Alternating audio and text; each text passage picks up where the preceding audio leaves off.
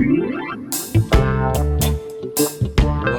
Secretary Rubio visited Jamaica, Guyana, and Suriname. The real reason, here on Real Talk with Ambassador Curtis Ward.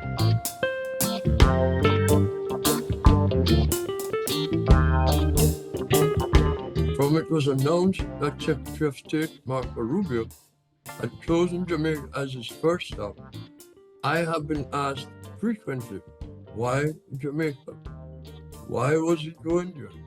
And afterwards, why did he go there? There are valid reasons why Rubio should visit Jamaica this early in his tenure as Secretary of State. There are geopolitical and security reasons. At the least, among those reasons is the issue of Cuba and the Caribbean support for the regime in Havana. Rubio, a Cuban American, is very passionate about Cuba. He has a long history of opposing the Cuban regime, from Fidel Castro to the present. Jamaica has a long history of close relations with Cuba and has supported lifting the Cuban embargo in annual votes in the United Nations General Assembly. Another issue is China's economic presence in Jamaica and elsewhere in the hemisphere. Rubio, as a senator, has been one of the strongest critics of China. The Secretaries of State, Rex Tillerson and Mike Pompeo, in the first Trump administration, warned of China's predatory economic practices in Latin America and the Caribbean. Secretary Rubio brought the same message they did when they visited Jamaica. I believe it's your first time to Jamaica. But there are other logical reasons for choosing Jamaica. There are valid geopolitical and security reasons why Rubio would visit Jamaica. After identifying some of these reasons, I will tell you exactly the reason given by the State Department for the visit. Rubio's decision to visit is not personal. The visit was an effort to establish U.S. foreign policy in the region. As I said, there are several geopolitical and security reasons. All business, nothing personal. Logical reasons versus Trump administration reasons. Having said that, let me share a few of the logical reasons with you. Jamaica is strategically located in the shipping lanes from the Panama Canal to the eastern seaboard of the United States. Jamaica has the only Container Security Initiative certified port in the English-speaking Caribbean and one of only 3 in the region with direct cargo shipping to the U.S. There's Panama, Cauceda in the Dominican Republic, and Kingston, with Kingston strategically located with the capacity to berth mega container ships and thus facilitating container shipping on smaller vessels to the U.S. East Coast. Jamaica has jurisdiction over the maritime space used by international narcotics traffickers from South America to the United States. Jamaica is viewed in strategic security terms as a vital partner to the U.S. across the region for anti-narco trafficking and other security related to U.S. Southern Command operations in the region. Annual trade between the U.S. and Jamaica, totaling approximately $3 billion, overwhelmingly in U.S. favor, makes Jamaica a major trading partner in the region.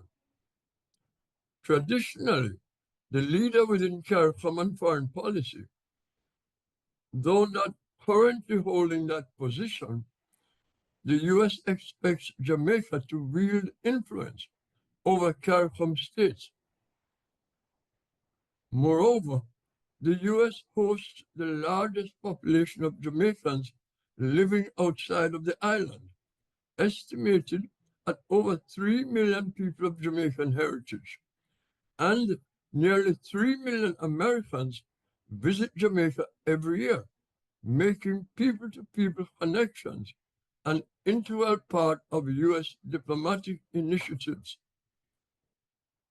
China has a significant economic footprint in Jamaica, with the country serving as a launch pad for China elsewhere in the hemisphere.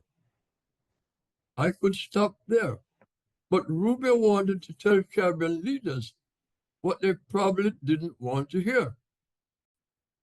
All of the reasons I mentioned make sense, but those are not the reasons, according to the State Department. We are disabused of the logical reasons for Rubio's visit.